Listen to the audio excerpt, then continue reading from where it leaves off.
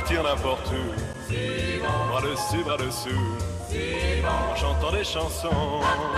Avec Marie-Dominique Perrin, on ne part pas n'importe où. On part dans des endroits tout à fait sélectionnés par elle, tamponnés par Télématin, s'il vous plaît. Il va falloir même réserver le logement. Nous sommes où, là? Nous allons où? Alors, nous allons dans 2 chambres d'hôtes et un petit hôtel de 10 chambres. C'est pas beaucoup, hein. Alors, la première adresse, c'est la maison Seignoux. Elle est dans les Hautes-Pyrénées, dans un petit hameau tout près de Saint-Lary. Alors, Saint-Lary, quand nous y avions tourné, il n'y avait pas de neige du tout. Maintenant, ils en ont pratiquement trop.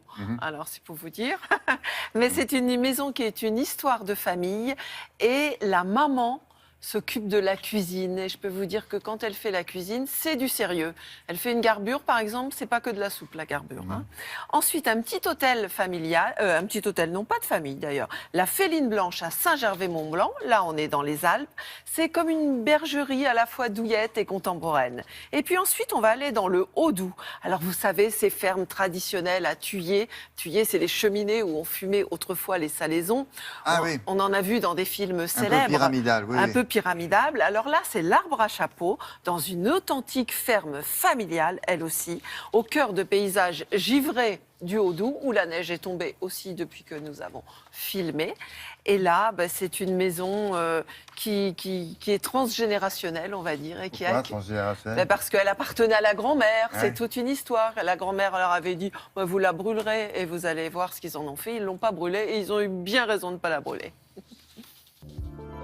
Dans les Hautes-Pyrénées, aidé par un ami architecte, un jeune couple a rénové une ancienne ferme familiale.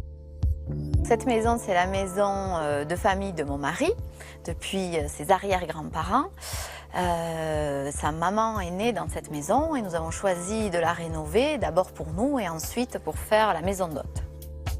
À l'origine, au niveau de la maison d'hôte, il y avait une grange à vaches et un retour corps de ferme où ils mettaient les engins pour travailler la terre et le foin. Transformation radicale et modernité assumée. On a voulu quelque chose dans un style montagne quand même, où on retrouve des matériaux authentiques d'ici, c'est-à-dire de la pierre, du bois, mais sur un esprit plus contemporain que ce qu'on peut trouver dans les Pyrénées, qui sont peut-être un peu plus traditionnels. Ma touche personnelle au niveau de la maison, ça a été la décoration. J'ai essayé de rester dans la sobriété, avec des couleurs douces, toujours un esprit montagne. La terrasse est très agréable avec le bain nordique, qui est un bain chaud, donc c'est très agréable quand on rentre du ski ou de randonnée. Il y a une autre pièce maîtresse dans la maison, c'est ma belle-mère, qui a toujours rêvé d'avoir une petite auberge et qui est née dans le village, donc qui apporte quelque chose de très authentique à la maison. Couleur de neige au regard du Mont Blanc, au cœur de Saint-Gervais, la Féline Blanche, un petit hôtel installé dans une ancienne pension de famille, est blanc de blanc. Blanc en rapport avec le Mont Blanc, puisque le Mont Blanc est sur la commune de Saint-Gervais, et contrairement à ce que l'on pourrait penser, il n'est pas sur la commune de Chamonix. Antoine s'est installé dans les chaussons de ses prédécesseurs. C'était tellement chouette qu'il a à peine touché au décor. J'ai ajouté des touches personnelles et je continue à rénover des chambres et des salles de bain au fur et à mesure des années. Sobre, efficace et douillet, pour vivre en ville au sport d'hiver. Le Haut-Doubs, c'est le pays des prés gelés et des fermes à Thuillé.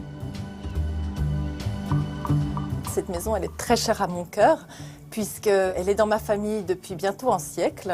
Mes arrière-grands-parents, Abel et Cécile, l'avaient achetée en 1926. Moi, j'y ai beaucoup de souvenirs parce que j'ai passé beaucoup de temps ici avec ma grand-mère, à qui je disais déjà, un jour, mamie, on fera une maison d'hôte dans ta maison. Ce à quoi elle répondait toujours, cette vieille maison, vous allez la brûler. Heureusement, Isabelle et son mari ont réalisé leur rêve. C'est une ferme comtoise traditionnelle. Ils en ont conservé tous les éléments d'architecture typiques. Le tué, c'est cette grande cheminée qui est au centre de la maison dans laquelle on faisait le feu pour fumer les salaisons. Minéral et métallique pour la première des chambres. Les chambres sont le showroom de différents artisans du Haut-Doubs. Donc il y a des artisans d'art, des entreprises inscrites au patrimoine vivant, des artistes, tous ces gens qui sont finalement retrouvés autour de ce projet. Couleur d'absinthe pour l'une, cabane au fond des alpages pour la suivante. La convivialité s'installe autour des plats mijotés par Basile. Les soirées peuvent s'éterniser.